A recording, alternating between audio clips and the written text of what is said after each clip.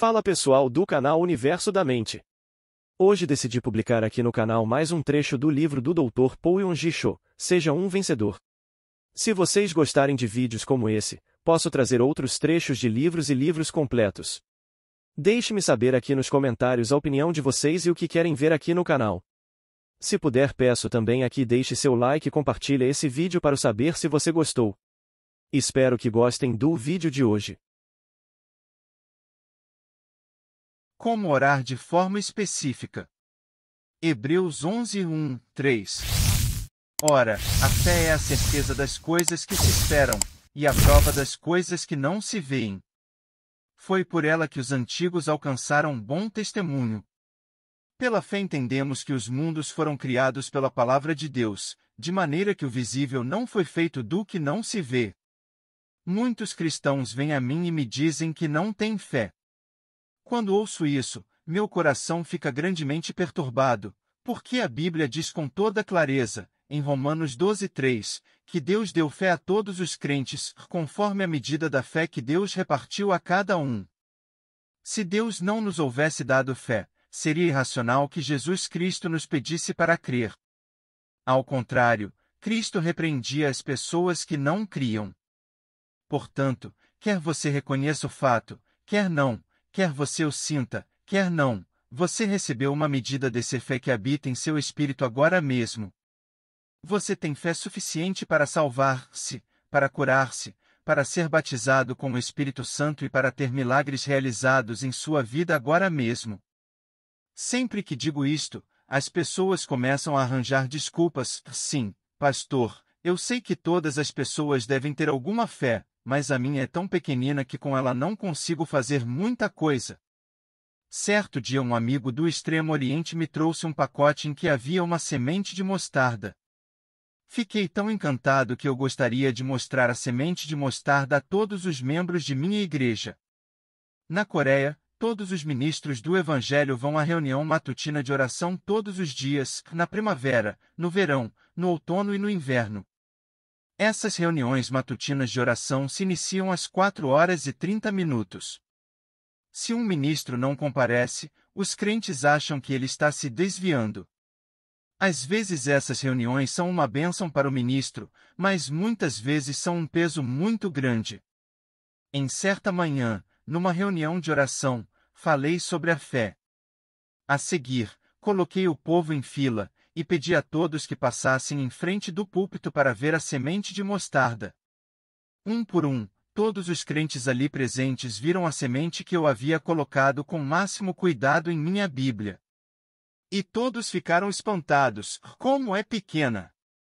Uma velhinha queria vê-la e não conseguia. Por isso, eu lhe disse, chegue mais perto e a senhora verá, bem aqui, na Bíblia. Veja! Ó! Onde? Eu não a vejo, exclamou a velhinha. De repente, o hálito da vovó soprou a semente para longe.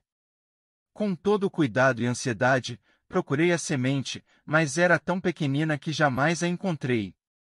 Foi quando o Espírito Santo me disse no coração, filho, se aquela semente de mostarda é tão pequenina que o hálito dessa velhinha pôde soprá-la e fazê-la desaparecer, os crentes não deveriam preocupar-se com a medida de fé que receberam. Se tiverem uma fé muito pequena, o tamanho daquela sementinha, podem ordenar a uma montanha que se lance ao mar? Sim, você não precisa preocupar-se com a medida de fé que recebeu. Antes, preocupe-se com o desenvolvimento da fé que você já possui no coração. Há 17 anos, quando me formei no Instituto Bíblico, eu não tinha um centavo. Eu tinha apenas um terno, mas pela fé iniciei uma igreja numa das piores áreas de Seul. Estou dizendo isto para a glória de Deus. Depois de 17 anos, o Senhor nos deu a maior igreja do mundo, e um prédio de apartamentos de 14 andares. O custo total das obras somou $5 milhões, e cada centavo foi ganho pela oração de fé. Comparada a outras nações, a Coreia ainda está num estágio de desenvolvimento. Se os cristãos do mundo inteiro, de todas as nações, permitissem que o Senhor os mobilizasse pelo poder vivificador do Espírito Santo, a bandeira da cruz de Cristo seria espalhada pelo mundo todo. desejo partilhar com você o segredo do desenvolvimento da fé adormecida. A Bíblia nos ensina com clareza os passos que devem ser dados para o desenvolvimento desta fé que nos foi dada. Fé é a certeza das coisas que se esperam. Em primeiro lugar, se você quer desenvolver sua fé, a que já existe em seu coração, é preciso que você tenha objetivos claramente definidos.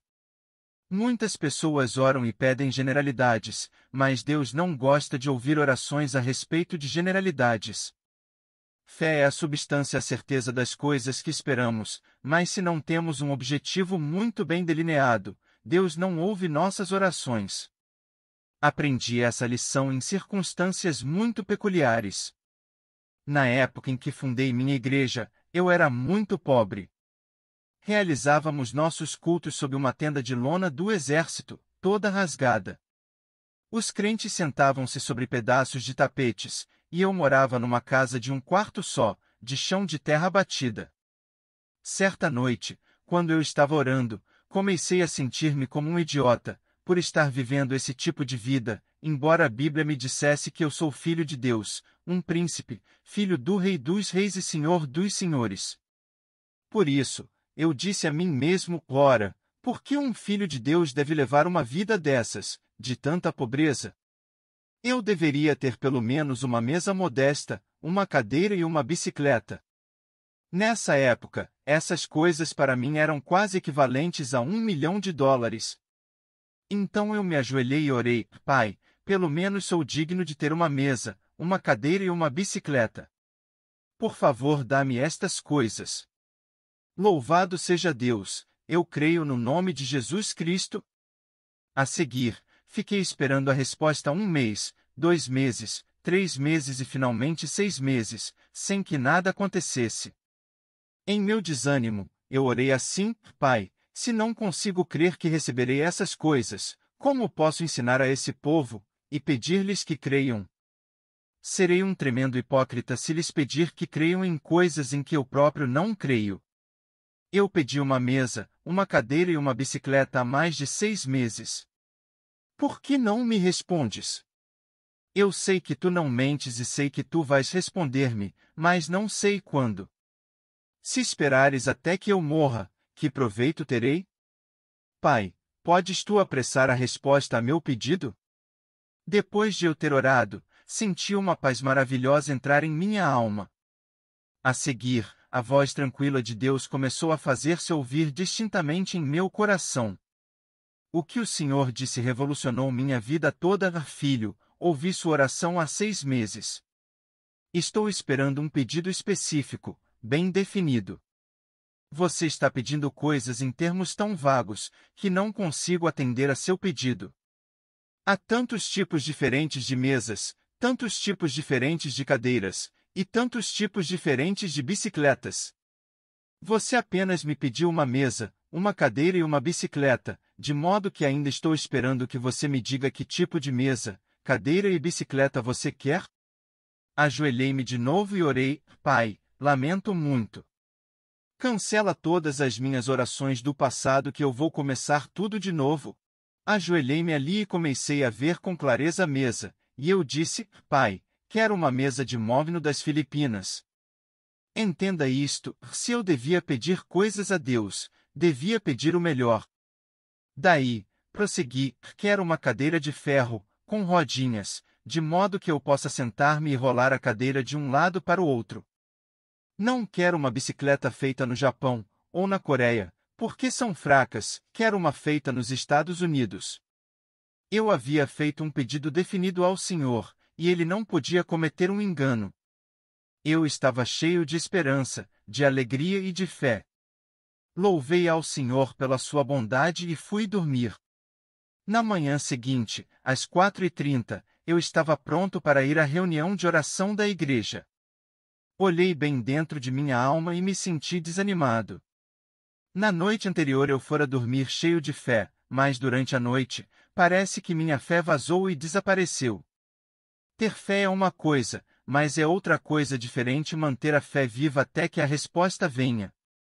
Então, eu orei assim, Pai, ontem à noite eu tinha toda a fé deste mundo, mas por alguma estranha razão toda a minha fé parece ter se evaporado e sumido dessa vez. De que forma posso manter minha fé até receber tua resposta? A seguir, cuidadosamente, abri minha Bíblia e meus olhos caíram em Romanos 4,17. Deus, que vivifica os mortos, e chama à existência as coisas que não são como se já fossem. Aqui estava a resposta. De novo eu me senti cheio de alegria. Eu podia considerar aquelas coisas como se já me pertencessem. Fui à igreja naquela madrugada e preguei como se o templo todo estivesse em chamas. No fim do culto, eu disse: irmãos, eu tenho uma mesa, uma cadeira e uma bicicleta. Todos aqueles irmãos suspiraram, porque não imaginavam como um pobre pastor poderia conseguir uma mesa, uma cadeira e uma bicicleta de um dia para o outro. Após o culto, alguns jovens puseram-se a seguir-me e ficaram perguntando-me se eu podia mostrar-lhes a mesa, a cadeira e a bicicleta. Não imaginei que alguém fosse capaz de fazer isso, de modo que agora eu me via metido num problemão. Eu sabia que se aqueles jovens entendessem que eu lhes havia pregado uma mentira, o meu ministério estaria terminado ali. Falei bem depressa com o Senhor: Senhor, não foi minha ideia de testemunhar daquela forma, a ideia foi tua. Agora estou enfiado numa encrenca e tu tens que ajudar-me. Estando em oração, recebi sabedoria do Senhor, e pedi àqueles jovens que viessem até a minha sala. Eles vieram. E se puseram a olhar por todos os cantos, à procura de uma mesa, uma cadeira e uma bicicleta. Então eu disse: Sr. Pike, tenho uma pergunta a fazer, e depois que o senhor me responder, eu lhe mostrarei minha mesa, cadeira e bicicleta. Disse-me ele, radiante. Pergunte. Então eu lhe perguntei: durante quanto tempo você ficou no útero da senhora sua mãe antes de nascer neste mundo? Respondeu-me ele: 10 meses. Na Coreia contamos o tempo pelo calendário lunar, por isso é que contamos 10 meses o período de gestação do ser humano. Então eu lhe repliquei: você era realmente um feto no útero de sua mãe? Ninguém viu você. Então veio uma resposta impaciente: que conversa tola é essa? É claro que ninguém podia ver-me lá. Respondi-lhe: então, você era um bebê que crescia lá dentro, tanto era antes como depois de haver nascido. De novo ele concordou com minha declaração. E eu prossegui: pois então eu vou mostrar-lhe minha cadeira, mesa e bicicleta. Na noite passada eu me ajoelhei e orei, e concebi uma mesa, cadeira e bicicleta, estão crescendo aqui dentro de mim. Com isso, eles explodiram risadas, e de tanto rirem puseram-se a rolar pelo chão. A notícia espalhou-se, e a partir do domingo seguinte os homens chegavam a mim e me apalpavam, dizendo: como você está ficando barrigudo. Fiquei envergonhado. Parecia que todos na igreja estavam zombando de mim. Mas a partir daquele dia eu sabia que tinha aqueles objetos crescendo dentro de mim. Por isso, eu louvava o Senhor e me sentia muito feliz. Alguns meses depois, uma família americana estava de mudança da Coreia para os Estados Unidos e me pediram que os ajudasse a empacotar suas coisas. Senti-me feliz pela oportunidade de ganhar um dinheirinho extra, e então corri à casa deles. Ao entrar pela garagem daquela casa, senti algo estranho dentro de mim e me perguntei o que estaria acontecendo. Olhei à direita da garagem e vi ali a minha bicicleta. Corri até ela e examinei-a. Uma etiqueta informava: fabricada nos Estados Unidos. Toquei-a no guidão e disse: pai, chegou a hora do parto? Tenho certeza de que esta é a minha bicicleta. Subi ao segundo andar, e enquanto estava trabalhando, ouvi a família discutir a questão de vender a bicicleta. Parei de empacotar por um momento, levantei-me e orei: pai, eles não podem vender aquela bicicleta. Estive carregando-a dentro da minha barriga durante 6 meses. Tu sabes que eles não podem vendê-la. Em seguida, a dona da casa veio a mim e me disse: pastor, o senhor gostaria de comprar essa bicicleta? Em meu coração, eu pensei: por que deveria eu comprar essa bicicleta? tenho estado carregando-a já fazem 6 meses. Eu apenas disse a ela que não tinha dinheiro. Ela se dirigiu a seu marido e disse-lhe: vamos dar essa bicicleta ao pastor. Ele anda quilômetros e quilômetros para fazer suas visitas pastorais. O marido respondeu com um não bem redondo. Mas eu sabia em meu coração que eu ia ganhar aquela bicicleta, porque eu havia aprendido que quando um marido e uma esposa americanos começavam a brigar, a esposa sempre acabava ganhando a discussão. Por isso, continuei a louvar o Senhor. Passados alguns momentos, o marido chegou-se a mim e me disse: pastor, aquela bicicleta é sua. Pode levá-la para casa. Eu acabará de dar à luz aquela bicicleta com toda segurança. Desci correndo as escadas, fui à garagem e peguei-a. Levei-a para casa, louvando a Deus. Enviei recados às pessoas que viessem ver a bicicleta que eu dera à luz. Muitos vieram, e depois de ver a bicicleta, se admiraram e decidiram que aquela minha teoria realmente funcionava.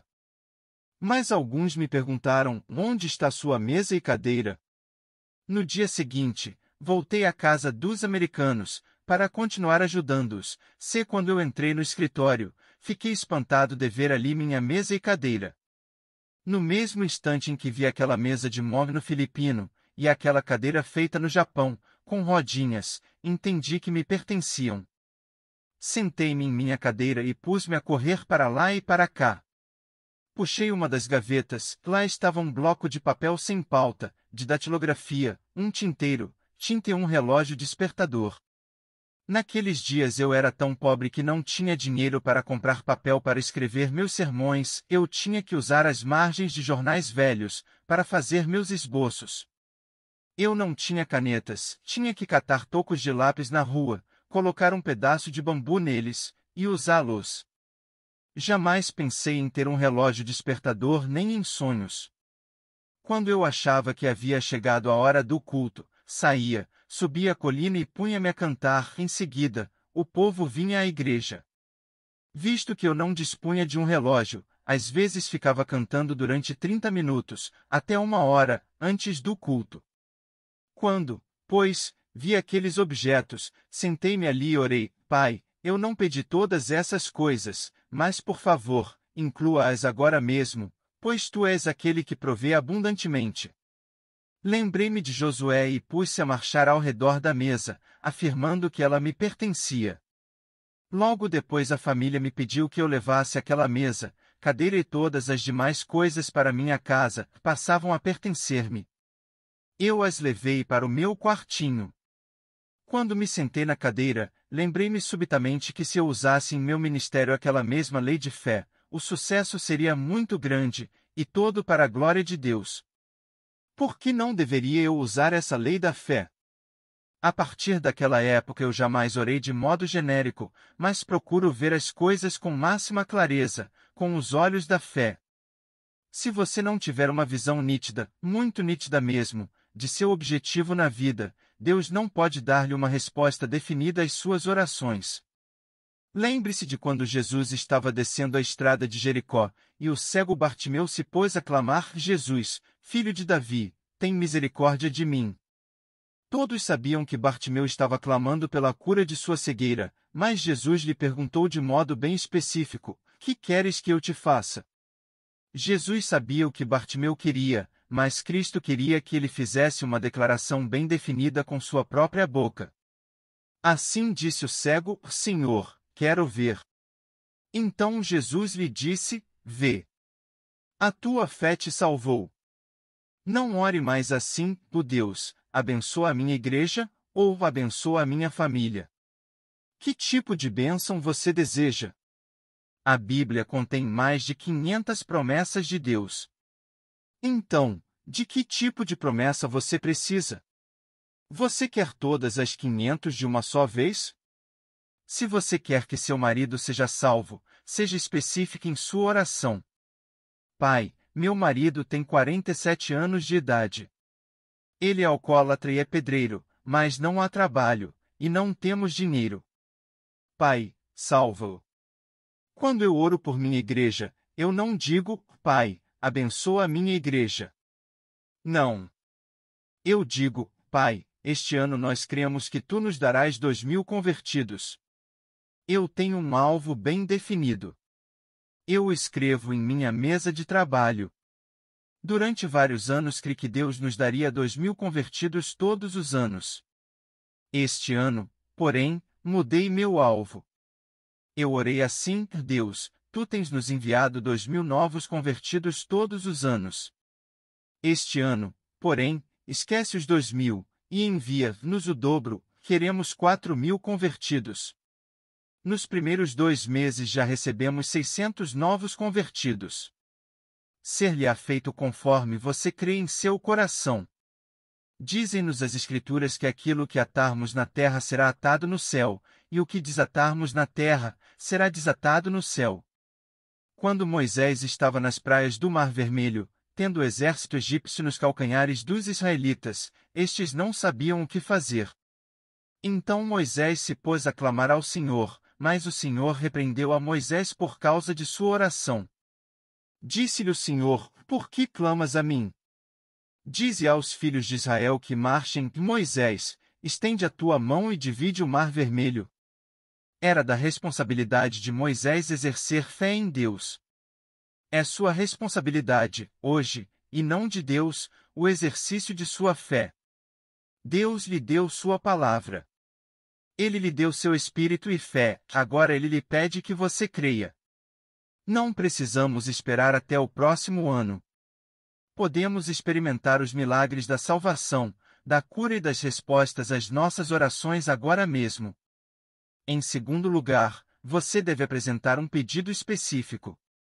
Diz a Bíblia que a fé é a certeza das coisas que se esperam. Esperar algo significa ter entusiasmo a respeito de algo. O cristianismo sem entusiasmo é morto. Deus jamais construirá seu reino em cima de uma fé morta, ele quer um coração entusiasta. Se você tem um objetivo, você precisa envolvê-lo em entusiasmo e num desejo fervoroso de ver esse objetivo realizado. Quando fui à Grã-Bretanha, meu coração ficou pequenino quando vi tantas catedrais bonitas fechadas. As pessoas deixaram de ir à igreja naquele país. A maravilhosa história do reavivamento wesleyano, do reavivamento do Exército da Salvação e das ações magníficas de Deus eram apenas um registro histórico nos livros, haviam passado. As pessoas haviam abandonado as igrejas, não buscavam a Deus como outrora haviam feito. Senti que esse país deve arrepender-se e voltar-se para Deus, ou sofrer a escravidão do comunismo. Houve uma ocasião em que a Inglaterra era o país que enviava missionários aos pagãos, e Deus havia abençoado grandemente, mas, por causa da iniquidade e do abandono do Senhor, Deus colocou esse país de lado. Há mais paganismo na Inglaterra e em muitos países desenvolvidos, hoje, do que em algumas terras do Oriente. Entretanto, o vento do reavivamento do Espírito Santo está soprando por todos os países desenvolvidos, e por todo o mundo. Quando Cristo iniciou seu ministério terreno, dirigiu-se ao Rio Jordão e foi batizado por João Batista. Depois ele se levantou e começou a pregar. Todavia, antes que ele fizesse qualquer coisa, os céus se abriram e o Espírito Santo desceu. Por quê? Porque o poder do Espírito Santo é a única resposta para a horrenda situação deste mundo. O Espírito Santo traz entusiasmo ao seu coração. Ele possibilita você enxergar seu objetivo com grande entusiasmo, e fica morando dentro de você. Mediante sua imaginação santificada, você começa a ver seu objetivo alcançado, realizado e, à medida que você vai caminhando, ele possibilita você enxergar seu objetivo com grande entusiasmo, e fica morando dentro de você. Mediante sua imaginação santificada, você começa a ver seu objetivo alcançado, realizado e, à medida que você vai caminhando em sua imaginação, você começa a sentir e a usufruir esse objetivo alcançado. Há 5 anos, quando o Espírito Santo me pediu que construísse uma igreja do tamanho do Royal Albert Hall, da Inglaterra, capaz de acomodar 10.000 pessoas, coloquei esse objetivo claríssimo em meu coração. Pus-me a alimentar um desejo entusiástico e, através de minha imaginação, 5 anos antes de a igreja estar construída, eu vi o edifício, entrei nele, usufruí de suas instalações, e preguei de seu púlpito vezes sem conta. Fiz isso tantas vezes que algumas pessoas julgaram que eu estava ficando louco. Na verdade, eu estava vivendo a realidade pela fé e em imaginação. Nosso Pai Celestial é um Deus que usa a imaginação, porque a Bíblia diz que Deus nos criou à sua imagem e semelhança. Antes que Deus pudesse criar-nos à sua imagem, era preciso que Ele nos criasse em sua imaginação. Se usarmos nossa imaginação e virmos povos e nações levantados pelo poder do Espírito Santo, o mundo será sacudido. Veja isto e você passará a possuí-lo em sua imaginação. A seguir, você vai experimentar sua realidade. Muitas pessoas querem ter o que objetivam na realidade, antes de tê-lo em sua imaginação, mas as coisas não funcionam assim. Se você não mudar sua imaginação, não torná-la diferente, na verdade você não poderá ter vitória em sua vida. Disse o Senhor Jesus: arrependei-vos, está próximo o reino dos céus. A palavra grega para arrepender-se é metanoia, que significa mudar o modo de pensar, mudar o modo de sentir. Mediante Cristo podemos mudar, sair da consciência de pecado e entrar na consciência de justiça, sair da consciência de doença para a consciência de saúde, da consciência de fracasso para a consciência de sucesso. Manda-nos a Escritura que vigiemos nosso coração acima de todas as coisas, porque do coração partem todas as saídas da vida.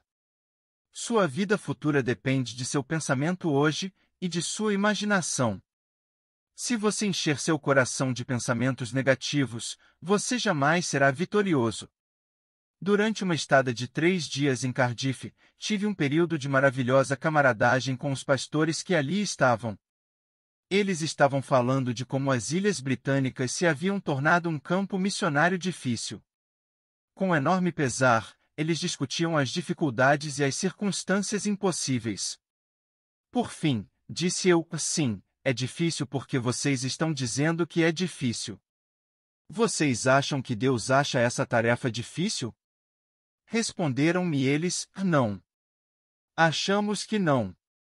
Então eu lhes retorqui: muito bem, se Deus não acha a tarefa difícil, não digam que é difícil. Leitor, pense como Deus pensa. Veja as coisas como Deus as vê. Fale como Deus fala. Mude sua imaginação. Adquira uma expectativa entusiástica e veja seus objetivos realizados. Em terceiro lugar, consiga as coisas pela fé. Em certo sentido, os cristãos são artistas. Tomamos o pincel da oração, mergulhamo-lo na tinta da Palavra de Deus, e começamos a pintar nossos objetivos na tela de nossos corações, pela fé. Finalmente, ei-los pintados todos ali. Tudo realizado, o marido salvou-se, os filhos voltaram-se para o Senhor, a igreja foi construída e a nação reavivada. Desenhe o quadro com toda clareza em seu coração, depois, pela fé, ajoelhe-se e ore até que esse quadro seja substituído pelo real, até que o sonho se transforme em realidade.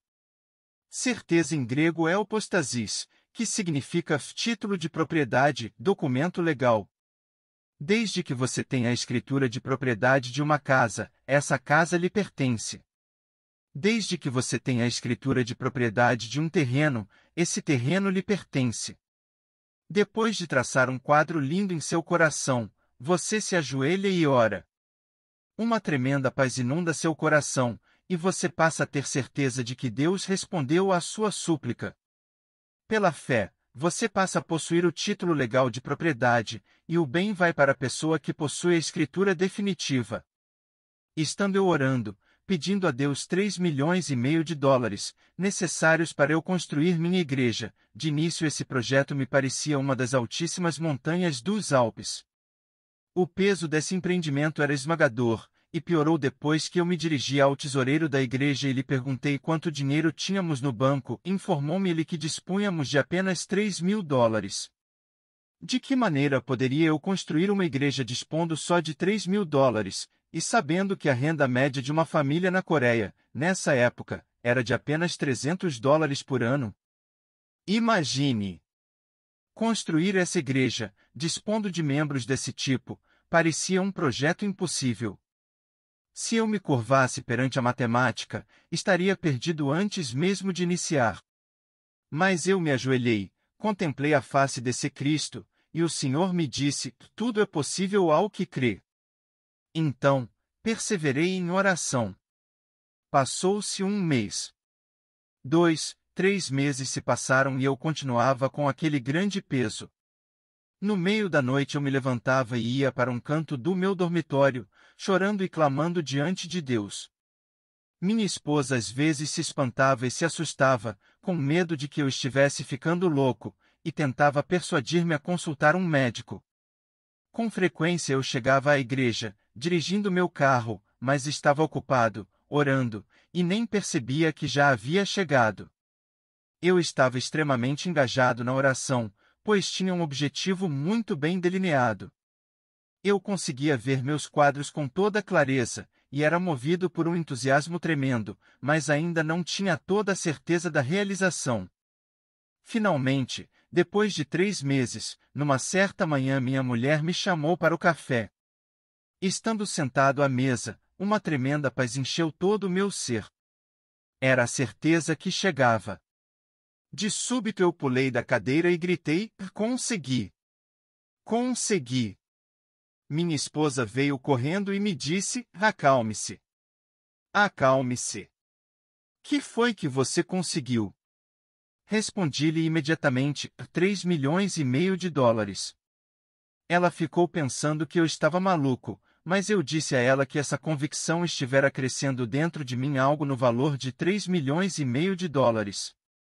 A partir desse dia os 3,5 milhões de dólares me pareciam uma pedrinha na palma de minha mão. Eu sabia que me pertenciam, e que a resposta estava a caminho. Hoje, a igreja está edificada, e paga. Deus é o mesmo em todo o universo. É a nossa fé que move a mão de Deus. Liberte-se desse pensamento negativo segundo o qual a tarefa à sua frente é impossível, substitua-o pela ideia positiva de que tudo é possível ao que crês no Senhor Jesus Cristo. Em quarto lugar, quando você tiver essa certeza, deve começar a invocar as coisas que ainda não tem, como se você já as tivesse. Você precisa crer na palavra de Deus, a palavra de criação. Disse Deus: haja luz e houve luz. Ele criou os céus e a terra pela sua palavra. Deus criou as estrelas e todo o universo pela sua palavra, e Deus quer que você pronuncie as mesmas palavras, com sua própria boca. Abraão estava com 100 anos de idade e Sara com mais de 90, quando Deus lhe deu a promessa e a certeza de que eles teriam um filho. Todavia, Deus impôs uma condição: Abraão deveria chamar seu filho que ainda não existia, como se ele já houvesse nascido. Disse Deus: vou mudar seu nome, você não se chamará mais Abrão, mas Abraão, que significa um pai de muitas nações. E sua esposa não será mais Sarai, mas Sara, que significa anfitriã. Abraão poderia ter retrucado: todas as pessoas vão rir de nós, porque não temos um filho sequer, e chamamo-nos um ao outro anfitrião e um pai de muitas nações. Vão pensar que ficamos malucos. Todavia, Deus nunca concorda com objeções tolas, humanas.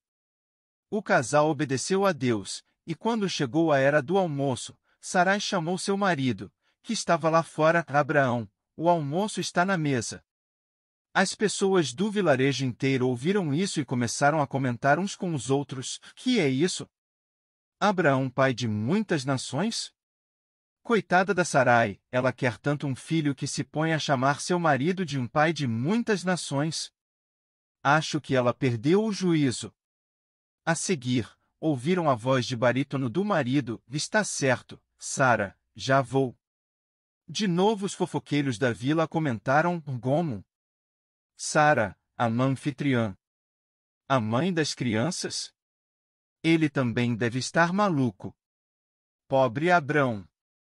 Não tem um bichinho de estimação sequer em casa, e ficam chamando um ao outro de um pai de muitas nações e um anfitriã. Coitado desses velhinhos. Entretanto, agiram de acordo com a palavra de Deus. E o Senhor nos manda que chamemos as coisas que ainda não são como se fossem. Devemos agir como se nossas orações já houvessem sido respondidas. Pronuncie a palavra de criação. Os apóstolos do Novo Testamento, os discípulos de Jesus Cristo, jamais relutavam ou choravam diante do público, mas simplesmente pronunciavam a palavra de criação. Quando, orando a sós, realmente eles relutavam e choravam diante de Deus, mas na presença do povo, na vanguarda do campo de batalha, jamais choravam, jamais agonizavam, apenas pronunciavam a palavra de criação. Não tenho prata nem ouro, mas o que tenho te dou. Em nome de Jesus Cristo, o Nazareno, levanta-te e anda, porque nós não podemos dizer palavras assim? Temos o mesmo Deus, a mesma fé, e recebemos a mesma promessa. Não se transforme num mendigo santo. Torne-se um criador. Quando você tiver certeza, pronuncie a palavra de criação. Diga ao seu lar: acalme-se, tenha paz. Diga em seu coração, ao seu vizinho, que o Espírito Santo venha trazer-lhe convicção.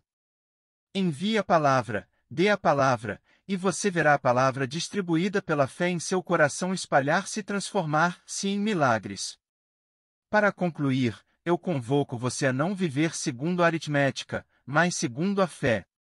Quando Cristo estava pregando no deserto, 5.000 homens e mais as mulheres e crianças ouviram no dia todo. Entendendo que as pessoas sentiam fome, Jesus chamou seus discípulos e lhes ordenou: dai vós de comer a eles. Esta foi a palavra de criação, mas Filipe estava tão envolvido com a aritmética que realizou uma pesquisa. A seguir dirigiu-se a Jesus e lhe disse: Jesus, tu nos pediste que alimentássemos a multidão, mas já é quase noite. Não existe comida para ser comprada, e ainda que existisse, precisaríamos de pelo menos 200 denários. Não temos dinheiro. Filipe apresentou um relatório impecável, correto em todas as minúcias, dando a informação financeira certa. Mas André caminhou um pouco mais, pela fé, e encontrou 5 pães e 2 peixinhos. Levou-os a Jesus pela fé e com visão, dizendo: Jesus, tenho estes 5 pães e 2 peixinhos.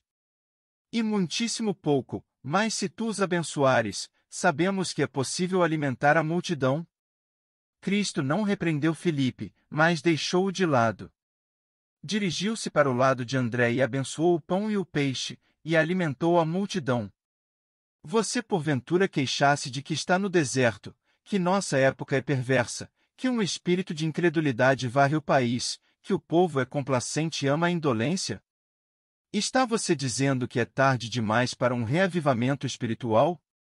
Diz você que precisa de mais dinheiro, que precisamos de edifícios e de instalações melhores, caso contrário, não se poderá realizar a obra de Deus?